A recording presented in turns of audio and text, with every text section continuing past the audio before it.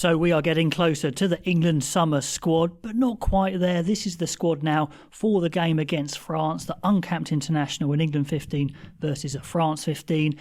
What team are they going to play? Well, I'm not going to name a team here because it depends if they name their strongest team, if they name some development players, if it's a bit of a mix.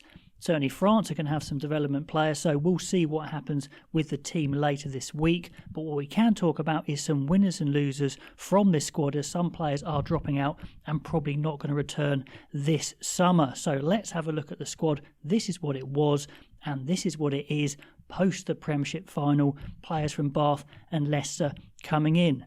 There is no change at Loosehead. It's the young guys staying there. The guy that could have replaced them was, of course, Benno Urbano, but he is not in, and that's a big blow for him. Maybe that's his England career over, maybe. His carrying was amazing in the final. Maybe his scrummaging against Hayes wasn't strong enough. So they're sticking with these three youngsters, which is interesting because if we go to the tight head, we see a young buck dropping out in Fazagbon. I think Fazagbon has got a massive future, so it's a big shame that he's dropped out. And they brought in Hayes and Apoko Fajor, which I think is absolutely fine. But sticking with Davison, maybe they're going for some experience, but they didn't at Loosehead, so that's really tough on Fazagbon. I'd say that's maybe a bit of a mistake. Not that Davison isn't a great player, a great scrummager. It just seemed a perfect opportunity to bring Fazagbon into the fold. Kloska dropping out maybe isn't such a surprise. There's an asterisk by Apoko Fajor and George because they're coming into the squad tomorrow because, of course, they've been out training with the Lions.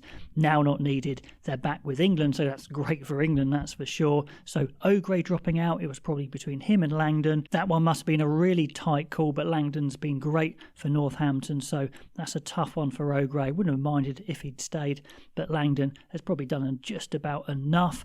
Second rows, young Tom Lockett drops out, and he is the one who I think has the biggest future. So again, I'd say that's a bit of a mistake.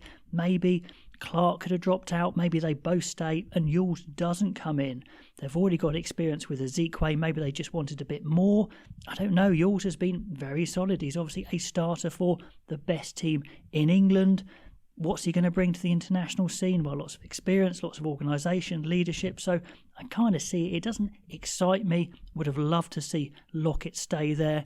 We've got George Martin still recovering from injury. Maybe he will come in after this game, but a real shame to see Lockett, as he's the one who I thought had the brightest future of the young second rows. In the back row, we see Guy Pepper come in. No surprise there. He's been tearing it up for Bath. Still got a fair bit to go before he gets to his max, I would say, but he's been very, very impressive. And Underhill has been banned, so it looks like he will be available for some of the tour. I don't know the exact dates on that. I don't know if he's available for this weekend, but I'm sure he will be for some of those tour games. Kenningham stays in, and it's Capstick and Ben Curry who are out, but Ben Curry I'm sure would be back in if he gets fit. I think he got injured in that semi-final of the Premiership, hamstring injury possibly. Pearson will feel a bit aggrieved, the big carrier, he's not in. Kenningham is in over him, and probably Kenningham has had the better season as a six, so he maybe nudges Pearson out there. In the scrum half stakes, we see two drop out in Charlie Bracken. No real surprise, he was kind of in there for his experience, hasn't played much for Saracens anyway. Quirk is in there as the development player.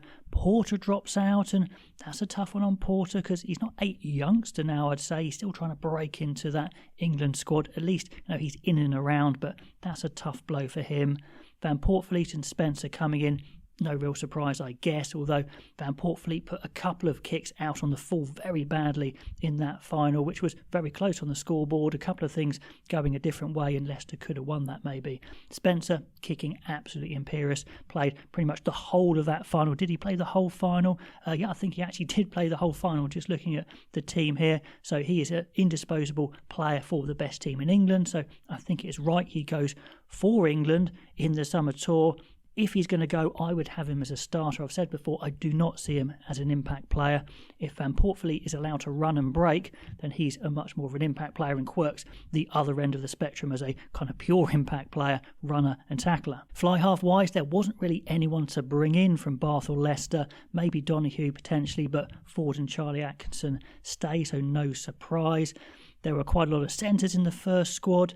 Dingwall is out, but he's injured, and I would expect him to come back in for that experience, that organisation. So Matty White seems to be the biggest loser there, which is a real shame. He's lost out to Seb Atkinson, and Seb Atkinson has probably had the more consistent season, played more games, so it's probably just about fair enough, because Ajomu was always going to go in because he was playing so well for Bath. As he can play 12 or 13. Yeah, not so sure actually. We'll have a look at that one. There's a lot of candidates that can play both. Slade staying in with his experience, that's a question mark. Maybe someone else should have come in for him, but again, we might see Dingwall come back in. Then into the back three, we saw Arundel appear very briefly for training, but he's not in this squad, so I guess he was there to say, hi there, we're thinking of you, go away and play for Bath next season and you could be back in. So I think that's fair enough. He doesn't stay in because he hasn't played yet in England again, and it would have been harsh on some of the others. And he's been okay for Racing 92, but not been tearing it up anyway. Faye Wabusa, we're all excited to see back fit. Slightholme drops out, but he was just back from injury, so I think that's fair enough, with Murley having the better season, more try scoring. And Muir there gets the nod over some of the others, particularly Hassel Collins, who finished the season as the highest Premiership try scorer. Fantastic in the air, so he'll feel really gutted, and maybe that could be over for Hassel Collins to be snubbed there. Muir, an absolute bull of a runner, really high in the air, maybe not quite as quick as Hassel Collins, but Muir wins that battle over Hassel Collins. Thockenseger dropped a couple of bad balls, so he is out of the running, I think, anyway, and Radwan is probably the biggest loser there. Yes, he got shrugged off by Pepper in that final, but he also got smashed by Stewart off Pepper as he was trying to grab him, so Pepper would have made ground but probably not scored. But still, over the season, I think Radwan had done enough to certainly have a look, maybe over Muir there. So that was a real tough one there for Radwan to take, and Hassel Collins, as they probably are the biggest losers of the back three selection. And Stewart comes in with Carpenter, as all expected, as the two fullbacks, although, as I mentioned, Furbank is rehabbing, so one of those guys may lose out if he's back next week. And they named the final squad. So let me know what you think of the winners and losers from the England squad. Who would you play in this France 15 game? Love to know your thoughts. Do like, do subscribe, and I'll catch you next time.